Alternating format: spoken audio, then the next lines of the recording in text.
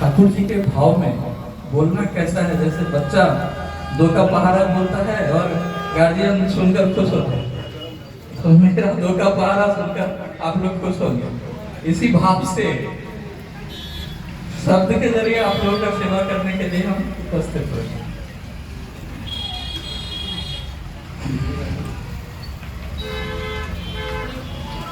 सत्संग आश्रम देवघर में अपनी बात जो 31 तारीख और 1 तारीख का ऋत्विक कॉन्फ्रेंस हुआ, उस ऋत्विक कॉन्फ्रेंस के ठीक बाद दरभंगा वापस आने का मेरा ट्रेन था 3:30 बजे रात में। होटल रूम में सोने का तीव्र इच्छा उत्कंठा होने के बावजूद, चूंकि 3:30 का ट्रेन था, संभव नहीं था कि इत्मीनान से सो जाए। बार बार हम लोग जो ट्रेन का हालचाल जानने के लिए नेशनल ट्रेन इंक्वायरी सिस्टम पर देखते हैं कि ट्रेन कितनी दूर है, कहाँ आई है, उस पर दिख रहा था कि ये ट्रेन लगभग 1.5-2 घंटे देर से ही आएगी। तो कॉमन सेंस क्या कहता है कि जब पता है कि ट्रेन देर से आएगी तो उस अनुसार ही स्टेशन प्रस्थान करेंगे। किंतु ये ठाकुर जी का इशारा आज इस जगह पर आने के बाद मेरे समझ में आया कि why did I go against common sense on that particular day. उस दिन आमतौर पर तो सुख सुविधा छोड़कर होटल का कौन 1.5 घंटे पहले वहां से निकलता, लेकिन हम निकले, अनिच्छा पूर्वक ही निकले कि एक हैबिट बनाते हैं सही समय पर पहुंचने का। ट्रेन देर से है लेकिन इंतजार स्टेशन पर ही होगा। मेरे साथ दरभंगा के कुछ और गुरु भाइयों को उसी ट्रेन में जाना था, किंतु वो सभी वही ट्रेन इंक्वायरी सिस्टम के इंफॉर्मेशन की वजह से ट्रेन आने से आधे घंटे पहले आने वाला था। उस ठंडी में स्टेशन पर एकांत एक स्लैब के ऊपर बैठकर पलथी मारकर मन ही मन ठाकुर जी को याद कर रहे, सोच रहे हैं कि ठाकुर जी अकेले बैठे हुए हैं, आनंद नहीं आ रहा, और देवघर से आने का तो इच्छा भी नहीं होता। देवघर से लौटने से तो कई बार वही भाव आता है जो शायद मायके से ससुराल जाने हो रहा था।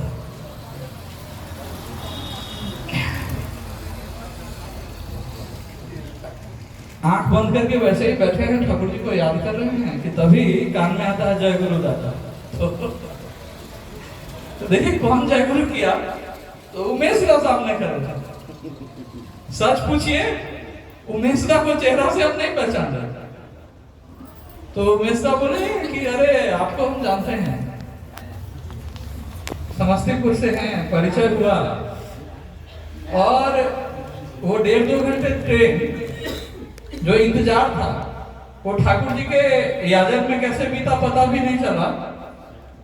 उसी का यह परिणाम है कि उमेश दा से मेरा संपर्क हुआ और उमेश दा न्योता दिए यहाँ आने का। ये ठाकुर जी का गढ़ा हुआ संजोग अगर लीला कहते हैं तो उसका एक उदाहरण यह भी साक्षात ही हो सकता है। द मैसेज में ठाकुर जी का 9 वॉल्यूम में द मैसेज में ठाकुर जी की वाणी आप सभी परिचित हैं, आप सभी जानते हैं। उसमें एक वाणी में यूनिटी शब्द अंग्रेजी का है और उसके आगे डैश लगा के लिखा है the God. Unity the God मतलब एकता को श्री ठाकुर जी ईश्वर का संबोधन दिए। श्री ठाकुर जी उस वाणी में कहते हैं एकता ईश्वर है, ईश्वर है। एक संविधान इस देश का है जिसके जरिए हम लोग एक होकर एक शासन व्यवस्था में चलते हैं, और एक संविधान जीवन का है। जीवन का संविधान देने ठाकुर जी है। अभी उसमें यह शब्द एकता ही हृदय में उमड़ घुमड़ कर बादल की तरह आ रहा था। जानते हैं क्यों? आचार्य देव का, परम पूज्यपाद आचार्य देव का आकुल आग्रह है पिछले चंद वर्षों से कि जहां जहां उत्सव हो तो अब उत्सव एक विशाल आकार में, बहुत विशाल आकार में, पूजनीय अविंदा के प्रेम में युवाओं का जो महासागर सत्संग में उमड़ रहा, इसी एकता का एक उदाहरण। साम दाम दंड भेद छल जो भी हो, जिस विधि से ही हो, पूजनीय अविंदा उस उम्र के हजारों हजार युवा प्राण को श्री ठाकुर जी के श्री चरण में समर्पित करने में कामयाब हुए हैं, जो इस देश का दिशा और दशा तय करेगा आने वाले समय में, हमारे समाज का, हमारा। तो फिर से इस बात को अगर हम हृदय में थोड़ा स्थान दें कि श्री ठाकुर जी एकता को बोले ईश्वर। हम लोग तो ईश्वर जब कहते हैं माँ भगवती, महादेव, हनुमान जी हमारे देवी देवता हैं, जिनका हम आराधना पीढ़ी दर पीढ़ी करते आ रहे हैं, जिनका हम आराधना करते हैं, उनका आकुलता क्या है यह परमपिता की जुबान से पता चलता है। मेरा बेचैनी सुनने के लिए वो बैठे हैं मंदिर में, उनका बेचैनी हम तक कैसे आता है? तो जब परमपिता दया करके इस हार मांस के शरीर में आविर्भूत होते हैं, वही हमारे पास एकमात्र जरिया होता है उनकी बेचैनी को सुनने और समझने का, जिनके दरबार में हम लोग झोला लेकर जाते हैं। श्रीमद् भगवत गीता के 10वें अध्याय के दूसरे श्लोक में जो है, नामे विदुर सुरगना प्रभवम न महर्षय अहमादिर्हि देवाना महर्षि नाम च सर्वश।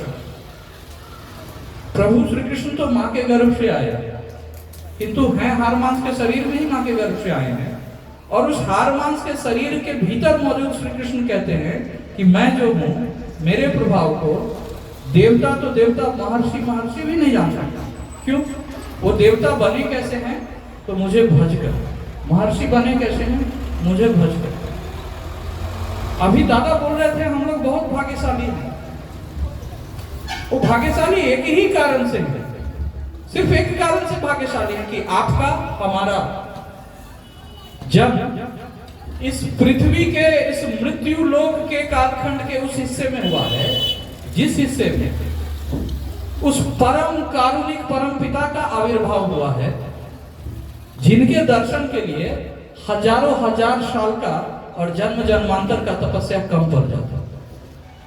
एक और दूसरा, वही ईश्वर जिनको हम लोग मंदिर, मस्जिद, गिरजाघर, विभिन्न स्वरूप में घर घर से हम लोग पुकारते हैं, वही ईश्वर, वही परात्पर पर ब्रह्म ब्रह्मांड नायक, वही ईश्वर असीम जो ससीम होकर आए हैं, उनका आविर्भाव न सिर्फ हुआ बल्कि वो वह दया करके परम करुणा से अपने जैसा ही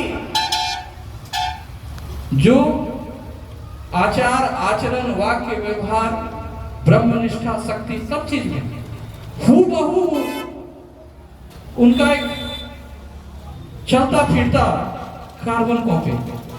श्री ठाकुर जी और श्री बौरदा में फर्क किस बात का था? सिर्फ शरीर का ही। श्री बौरदा और श्री दादा में फर्क किस बात का था? शरीर का ही। और श्री दादा और वर्तमान आचार्य में फर्क किस बात का है? सिर्फ शरीर का ही। और वर्तमान आचार्य और पूजनीय अविंदा में फर्क किस बात का है? सिर्फ शरीर का ही है।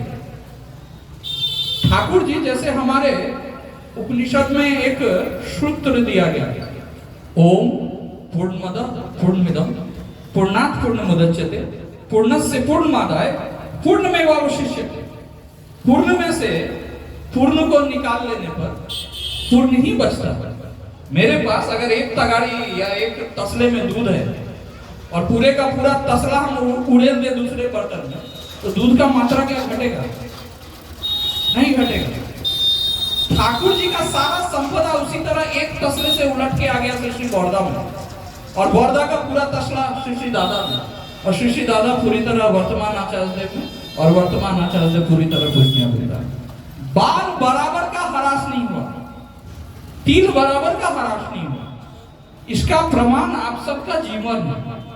जब हम लोग वर्तमान आचार्य देव के श्री चरण में जाते हैं, संपर्क होता है, अनुभूति होती है। एक घटना विशेष करके, एक सिलीगुड़ी के बहुत बड़े बिजनेसमैन राकेश मिश्रा जी उनका नाम है, और सिक्योरिटी गार्ड सप्लाई करने का उनका जो बिजनेस था वो थोड़ा सा शुरू करके इतना पहुंचा कि करोड़ों अरबों में उनका वृद्धि पाया उनका बिजनेस। और मिश्रा जी की शादी के 9 वर्ष के बाद, बहुत जद्दोजहद और परेशानी के बाद उनको एक सुपुत्री, एक कन्या हुई, नन्ही सी बच्ची। कालांतर में ऐसा दुर्भाग्यवश स्वाइन फ्लू का एक चक्र चला, जिस स्वाइन फ्लू के पंजे में वो बच्ची पड़ी, जिस हॉस्पिटल में वो भर्ती हुई, वो बहुत बड़ा हॉस्पिटल था, किंतु डॉक्टर्स की गलती क्या हुई कि डिटेक्ट करने में कि यह स्वाइन फ्लू ही है, इसको डिटेक्ट और डायग्नोज करने में काफी समय लग गया। परिणाम कि जब तक डिटेक्ट हुआ तब तक वो बहुत आगे के स्टेज में जा चुका था। सारा पैसा, अच्छा सुविधा रहने के बावजूद वो बच्ची बच नहीं पाई, और एकमात्र उस बच्ची के जाने के बाद ये राकेश मिश्रा जी, जो एक बात उनके बारे में यहाँ चर्चा करते हैं, उन जैसा ज्ञानी पुरुष जो पुस्तक का भी ज्ञानी हो और कर्म जीवन में, मतलब एक दर्जी का कला भी उनके हाथ में था, और स्केल 2 के सीनियर मैनेजर होकर रिटायर किए थे, रिटायरमेंट से पहले ही नौकरी छोड़े। और सांसारिकता का हनुमान जी वो व्यक्ति, आप ऐसा समझ सकते हो। हर कला में निपुण, और पैसा बनाने में तो महानिपुण। NIT पटना में उनके एक साला हैं, जो जब देखे कि इनका हालत बहुत विक्षिप्त जैसा हो गया, तो बहुत जिद करके इनको पटना बुलाया। मेरा पटना में ही रहना होता था उस समय, और ब्रिटिश लिंगो पटना में बतौर इंग्लिश फैकल्टी हम उस समय जॉब करते थे। तो मेरे एक कॉमन फ्रेंड के जरिए उनसे मुलाकात हुई। तो मेरे दोस्त का कहना हुआ कि भाई, ये तो पूरा भारतवर्ष घूम चुके हैं और जीवन का डोर लगभग छोड़ चुके हैं यह व्यक्ति। इनका कहना है कि मेरे पास इतना दौलत है कि हम एक दिन भी काम ना करें तो भी रोटी के लिए सोचना नहीं पड़ेगा। अब हम कंपनी में लगाएंगे ताला, और कई कई बच्चियों को हम लेंगे गोद, और देखते हैं कि ईश्वर हमसे कितना बेटी चिंता है। इस भाव में वो आदमी विक्षिप्त की तरह घूम रहे हैं, सारा काम काज छोड़कर। एक दिन में कई सिगरेट उनके जुबान से गुजर रहा है। पत्नी लगातार वैसे ही टूटे फूटे मानसिक अवस्था में, किसी के समझाने से कुछ नहीं। जब मेरे साथ यह चर्चा हुई तो हम हाथ जोड़कर अपने उस कॉमन फ्रेंड को बोले कि देखो भाई, उस वक्त मेरी शादी नहीं हुई, कि मेरी शादी नहीं हुई है, मेरे बच्चे नहीं हुए। बच्चा जाने का दुख हम क्या समझेंगे, ये महान दुख, और हम जाएं उनको लेक्चर देने, ये हमसे नहीं हो सकता। हम हाथ जोड़, ठीक है, हम ऐसे ही हाथ जोड़ के अपने कॉमन फ्रेंड को बोल रहे थे कि ये मेरे बस का बात नहीं। इतना बड़ा व्यवसायी और इस विक्षिप्त अवस्था में बच्चा के जाने से, उसको इस अवस्था में तुम कह रहे हो कि हम ठाकुर का बात बोले, ये तो संभव नहीं है हमसे, मेरा हृदय अलाउ नहीं कर रहा इस बात में। यही सब बात चल रहा था कि तभी दरवाजे पर खटखट हुआ। हम लोग पटना में जिनके अपार्टमेंट में बैठकर यह बात कर रहे थे, चंद्रशेखर झा उनका नाम है, मधुबनी के रहने वाले, सौराठ के रहने वाले, और उनके पिताजी IAS होकर रिटायर किए। और यही राकेश मिश्रा जी और मेरे कॉमन फ्रेंड, धर धर धर धर धर दरवाजा खटखटा रहा है। खोले तो देखे कि वही व्यक्ति एकदम इतना दाढ़ी भरा है, मुंह से गंध आ रहा है सिगरेट का, ठीक है। शराब तो नहीं पीते थे, किंतु शराबी जैसे ही मानसिक अवस्था में। अब सामने पड़ गए, बातचीत मजबूरन करना पड़ गया। वो 1-2 दिन, ये वह समय था, आप लोगों को याद होगा जब भूकंप अक्सर आ रहा है, बहुत फ्रीक्वेंसी से भूकंप आता था। दोपहर 2 दिन चढ़ उसी समय गया। कई दिन के बातचीत के बाद, ठीक है, अच्छा मिश्रा जी हमको पकड़ लिए। हम कभी इस भाव से मिश्रा जी के पास नहीं गए कि हमको उनका हृदय मन जीत लेना है, हम उनका शोक दूर कर देंगे ठाकुर, कभी नहीं। हम जाते थे तो ठाकुर जी से घर में प्रार्थना करते थे, ठाकुर जी ये जीवन तो शब्द जहां पर क्या हो जाता है, बेबस लाचार, ठीक है, कि जो आपके इच्छा और आशीर्वाद से मुंह में आएगा बोल देंगे ये तो महादुख, घोर दुख, इससे ज्यादा दुख क्या है। तो एक दिन मिश्रा जी रात में तैयार हुए कि अभी चलेंगे देवघर, अभी चलिए। और वो उस समय अपना उनका एक टाटा सफारी नया नया इस घटना से पहले जो खरीदे थे, उसके ड्राइविंग सीट पर बैठ गए। अब तो मन में एक और शंका कि इस मानसिक अवस्था में आदमी ड्राइविंग सीट पर बैठे और इनके साथ हम देवघर जाए। अच्छा जानते हैं वो आप उस हालत में आपको बोलते हैं आप डरते हैं क्या? मिश्रा आपको कुछ नहीं होने देगा, आपको कुछ नहीं होने देगा, मिश्रा का जो हो जाए। हम बैठे गाड़ी पर, पहुंचे देवघर। देवघर पहुंचने पर देखिए कि मतलब श्री दादा के सामने वर्तमान आचार्य देव नीचे भूमिस्थ होकर बैठे थे और श्री दादा के उठने का टाइम में चला था। सुबह प्रार्थना के बाद जब श्री दादा बैठते थे उनके उठने का टाइम में चला, उस समय हम लोग पहुंचे। तो वहां पहुंचने के बाद हम तो बोले हे ठाकुर जी, अब तो ये आदमी 6 घंटा इसको संभालना शाम तक बड़ा मुश्किल काम है। क्या होगा? दादा उठ गया तो कौन, मतलब मुश्किल से 2 मिनट ऐसा लगा। लेकिन ठाकुर जी का एक दया हुआ क्या कि हम लोग जैसे ही प्रणाम करके उठे हैं तो श्री दादा खुद से बोलते हैं कि इन लोगों को बाबू के पास ले जाइएगा। जो आचार्य देव के पास, श्री दादा के पास उस समय लोग थे, उनको इशारा किया कि इन लोगों को बाबू के पास ले जाइए। तब हृदय में संबल मिला कि अभी वर्तमान आचार्य देव को श्री दादा बाबू कई बार बोलते थे। तो अभी जहाँ पूजनीय बेंकीदा का चेंबर है उसमें आचार्य देव उसी चेयर पर बैठे थे। हम मिश्रा जी और चंद्रशेखर झा प्रवेश किए। प्रवेश करने के बाद एक टूटा फूटा परिचय राकेश मिश्रा जी का आचार्य देव को दिए कि ऐसे ऐसे व्यवसायी हैं, ये दुर्घटना घटा। परम पूज्यपाद आचार्य देव, वर्तमान आचार्य देव जो है वो जैसे उनका एक तो आंख ऐसे ही इतना बड़ा बड़ा है जैसे हम लोग भगवान श्री रामचंद्र जी का कमल नहीं कहते हैं।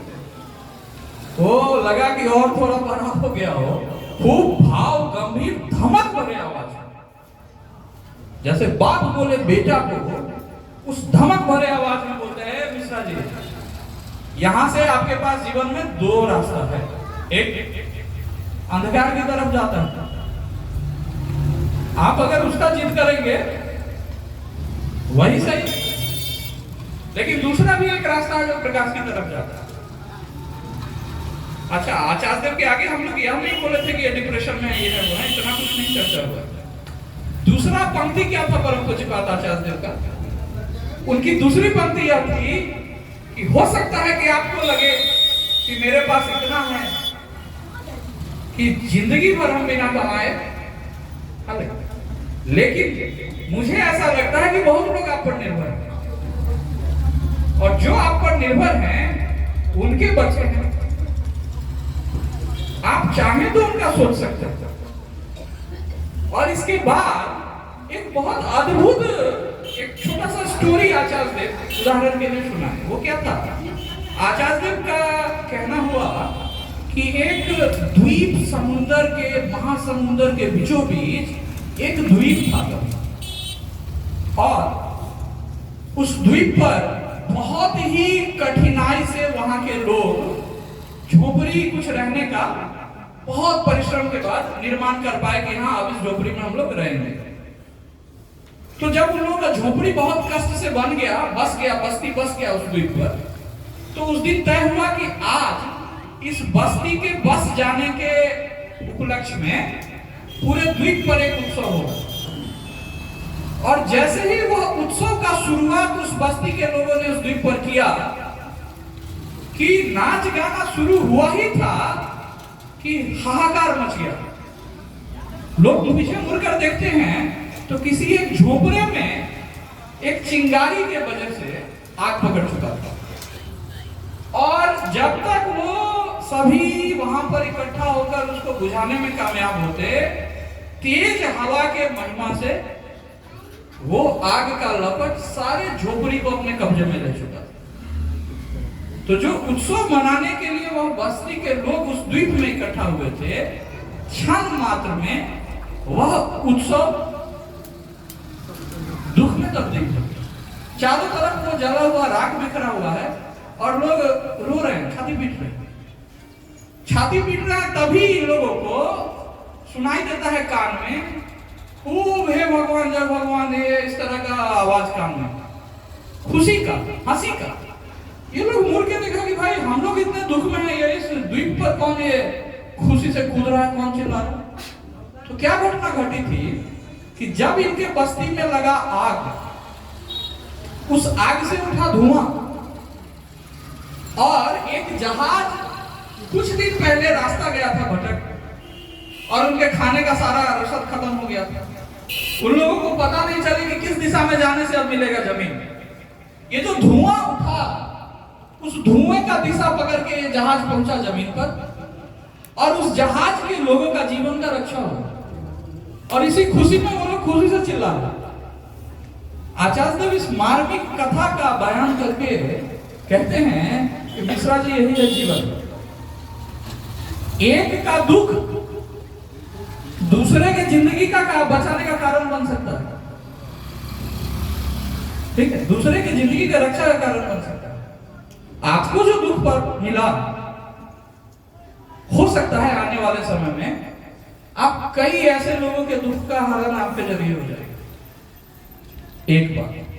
दूसरी बात, आचार्य देव का एक और बहुत ही सूक्ष्म उदाहरण एक इसके ठीक बाद आया। क्या आचार्य देव बोले कि वो कुछ दिन पहले एक बहुत मशहूर लेखक का कोई किताब पढ़ रहे, उपन्यास पढ़ रहे, तो उसमें एक खास बीमारी से कहानी के किसी पात्र की मौत हो जाती है। किसी खास बीमारी से कहानी के किसी पात्र की मौत हो जाती है और वो आचार्य देव का कहना था उपन्यास करीब 60-70 साल पुराना किताब था, 70 साल पुराना। आचार्य देव आगे कहते हैं कि अभी कुछ दिन पहले मैं देवघर का अखबार पढ़ रहा था। उस अखबार में मुझे उसी बीमारी से फिर मौत की घटना का समाचार प्राप्त। कहने का तात्पर्य है कि जिस बीमारी से 70 साल पहले मौत हुआ था इस पृथ्वी पर, उसी बीमारी से 70 साल बाद भी किसी का मौत हुआ। फिर आचार्य से पूछे कि मिश्रा जी एक बात बताइए, इस 70 साल में विज्ञान तो बहुत आगे बढ़ा होगा, विज्ञान का तो यात्रा रुकता नहीं है। इस 70 साल में विज्ञान बहुत आगे बढ़ा और उस बीमारी का इलाज भी है, आ गया उस बीमारी का इलाज।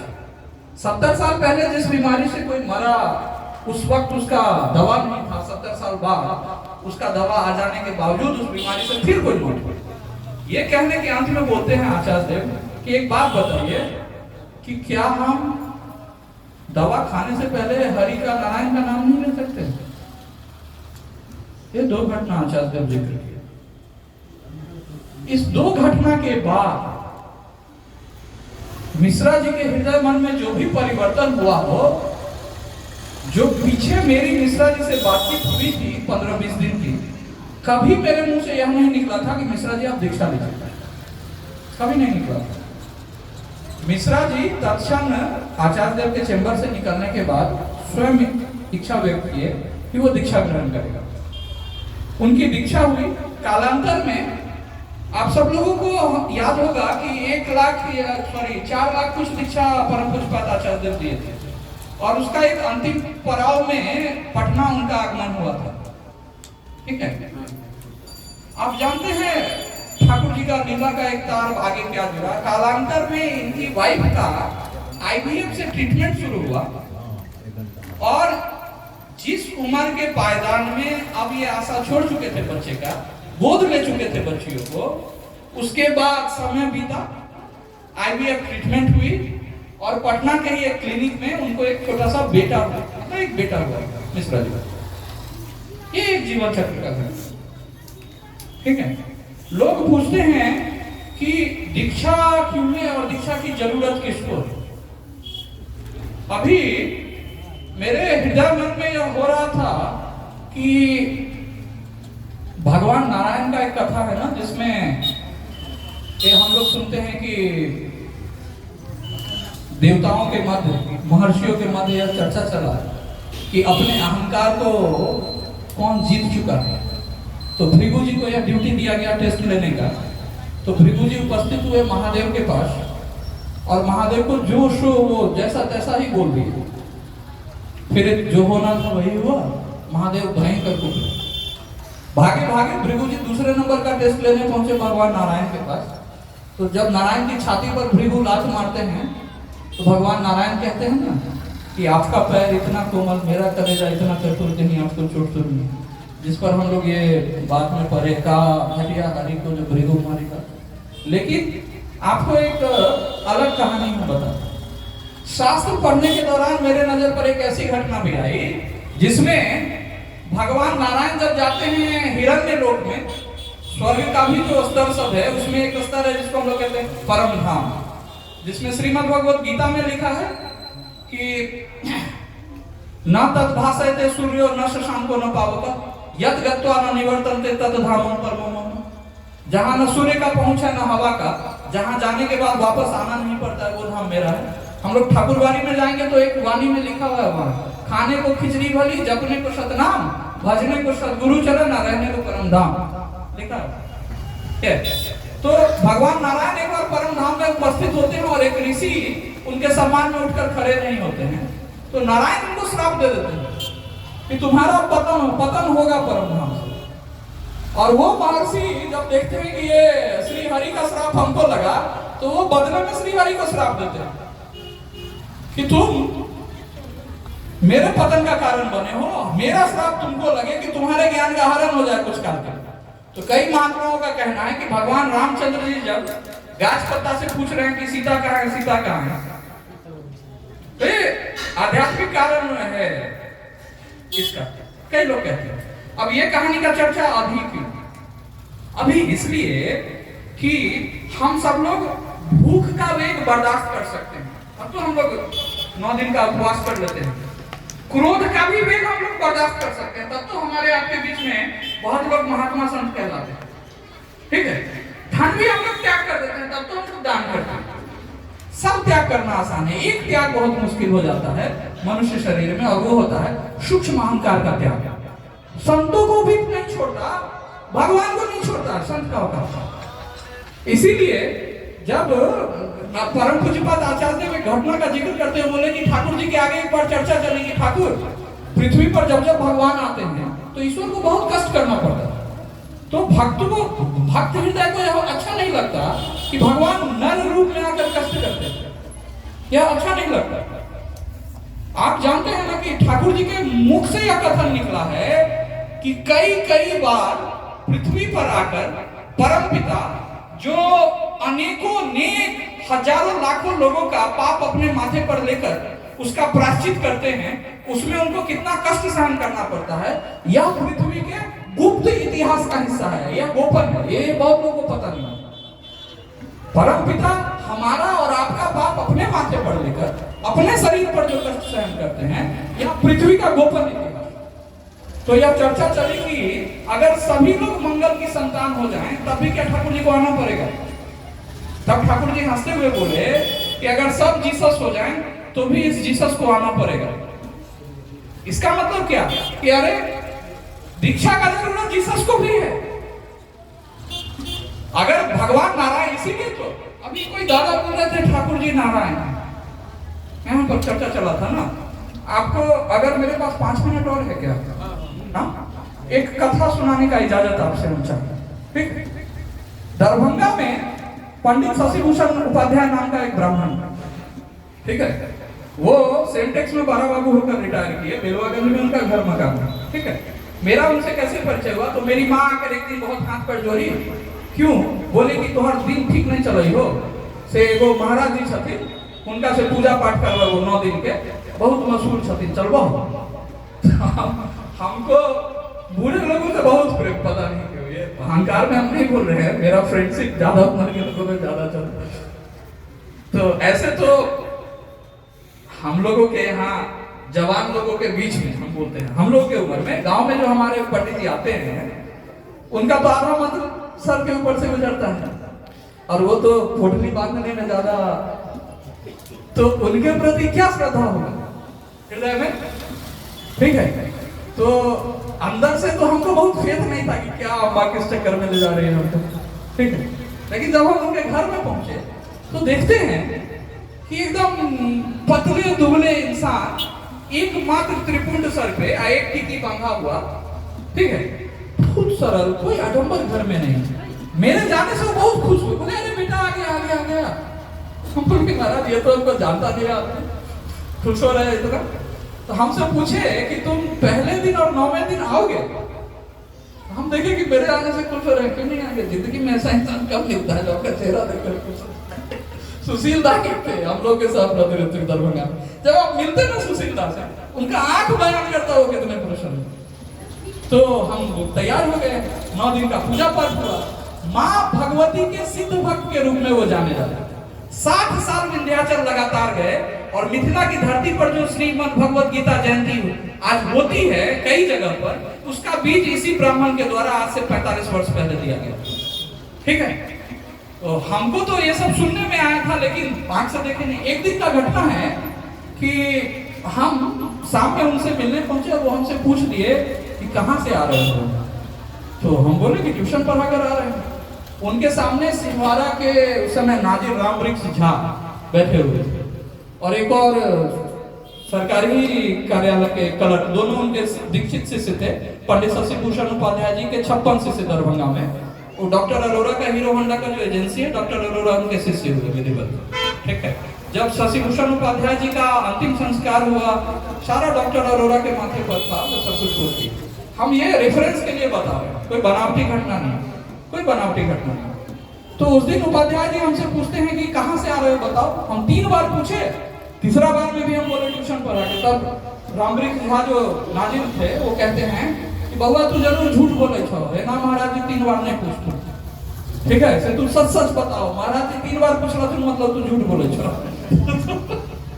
तो हम लाइट हाउस में सिनेमा देख कर आए थे, ठीक है, जो हम उनको नहीं।